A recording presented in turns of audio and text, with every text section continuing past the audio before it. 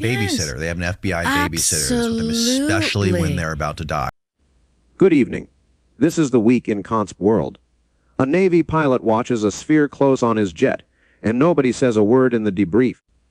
A colonel films a man hold fire in his mouth, and 3 of this week's guests circled the same idea from 3 different rooms. Not that the record gets destroyed, that the record gets managed. 8 shows, 8 claims. Let's fall in. First, Joe Rogan, episode 2533. Diana Pasulka says the paper trail around Bob Lazar holds up, which connects to a document you can pull yourself. In 1982, the Los Alamos Monitor named him in print as a physicist at the lab, 7 years before S4.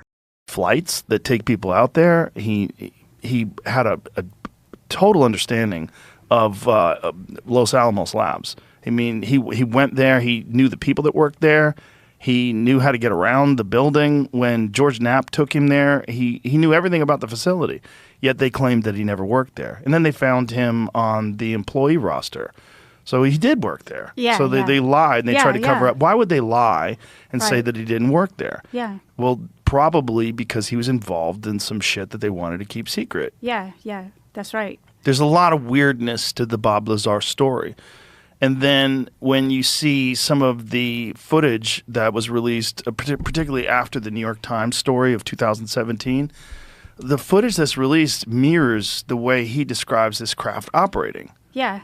And so would he guess correctly in 1989? Those are all good. Tinfoil hat, 992. Lisa Turnbull was taught that you cannot hypnotize a person against their moral will. Then she was taught the exception, which connects to Project Artichoke, a real CIA program whose own declassified memo asked whether a man could be made to act against his will. Mind, somebody else will. And the way that they do that is through the concepts of NLP and hypnosis. When I learned how to hypnotize somebody, they told me that you can never hypnotize someone to do something that goes against their moral will. You can't hypnotize them to do something that they know is wrong. You just can't. And then there's like this little pause, right? And it's so funny because it's like you can't do it. Well, accept, right? And the accept is unless you traumatize them, right? So if you want to override the moral fail-safe in the unconscious mind and embed a command into the brain that's going to cause a person to commit harm to another or do something they wouldn't normally do, all you have to do is torture them. That's all. You just torture them. Silly. That's so crazy. The Y-Files basement with Colonel John B. Alexander. Green Beret, Los Alamos, the man who wrote America's non-lethal weapons doctrine. His own camera was rolling in Benin. And the counterweight is just as real. The Army's 1988 National Research Council report found no scientific evidence for any of this. The shaman himself came out. No, he picks up a flaming torch and puts it in his mouth and, throws it. Now, what's really interesting was when it was my camera, by the way, that was rolling, and at distance like we're sitting right now. This is not a long ways away. And yes, it's hot. I mean, there's definitely heat. Got long chin whiskers that don't singe. But, I had taken this to a local magician and guys who deal with fire and say, okay, how do you do this? And the answer was, you don't. He had showed me the tricks of people, how they do fire things on stage and that. And part of it, frankly, is just how much pain can you stand? Yeah. How far do you go before it kicks in? But the beers doesn't singe. That doesn't... Yeah. Well, that's why I say the laws of thermal. The Danny Jones podcast with Annie Jacobsen, who wrote the book on Area 51. In her telling, the highest-ranking men do not get to die alone, which connects to settled law. In 1980, in Snepp versus United States, the Supreme Court enforced the CIA's lifetime secrecy agreement.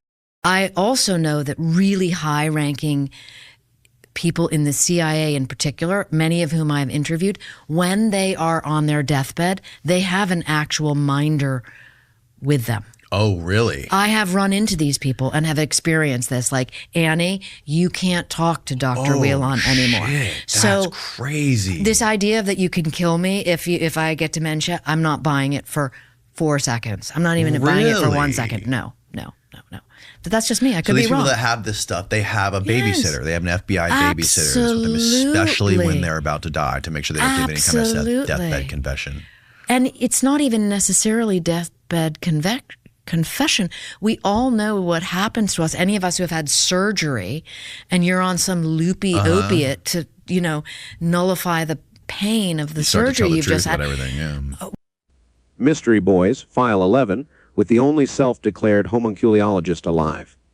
In his telling, the alchemists were not growing little men. They were growing oracles. Which connects to a real printed text. Paracelsus set down a homunculus recipe in 1537. Whether the lodge story is true is another matter. This is some kind of digital homunculus.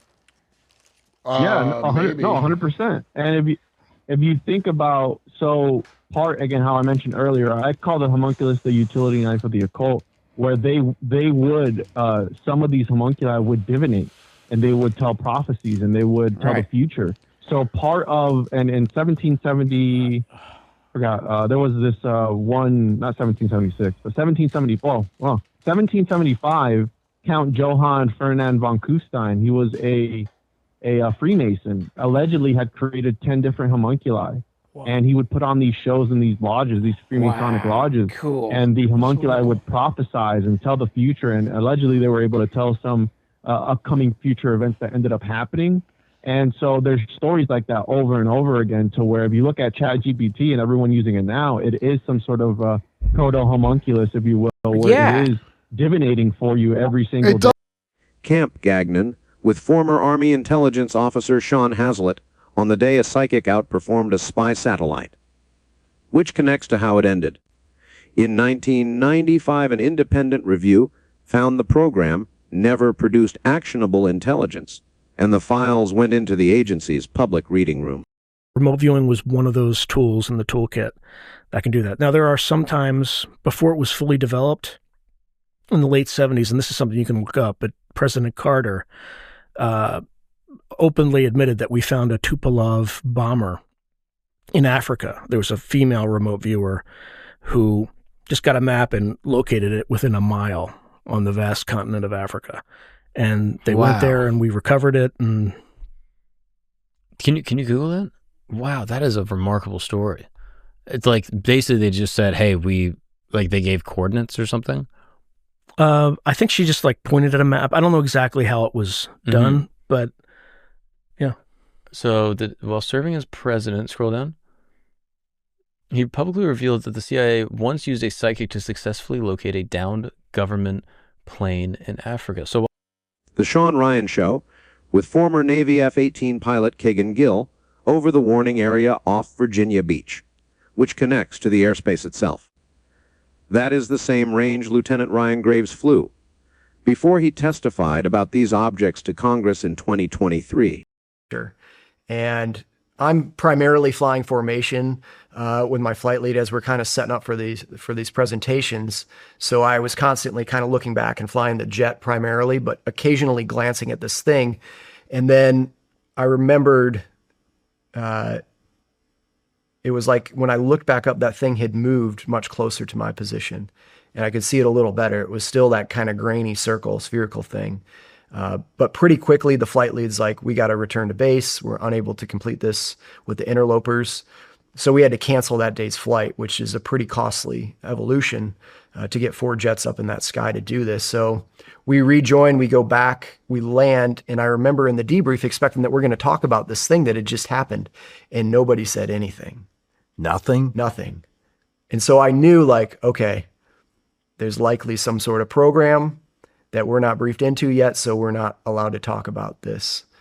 And that's when I knew there's something out there. Tinfoil Hat Again, 1010, with Dr. Heather Lynn and a corner of European medicine nobody advertises, which connects backward 1800 years. Pliny the Elder wrote that Roman epileptics drank the blood of slain gladiators right there in the arena. So like they did bones, of course they did blood, but they're also something called poor sinner's fat. It was human fat that was rendered from executed criminals, and they were given. Yeah, it was like an oil, like the like baby oil. Is it made of babies or for babies? Well, this was poor sinner's fat, and it was given to epileptics who drank the warm blood of the beheaded right there in the 1800s. I mean, brutal stuff. Wait, as a remedy for epilepsy? Yeah, okay. Yeah. A lot of this is corpse medicine, is what it's called. And this was the. Did it work? I don't know. Probably not, because, well, who knows, right? Trust the science. Yeah, so trust the science, because that was legit medicine back then that was backed by science. And that was what you'd have gotten if you were like a person of means. You'd be like, man, I got this problem. They'd be like, Full episodes linked below. New rabbit holes every day. This is ConspWrld.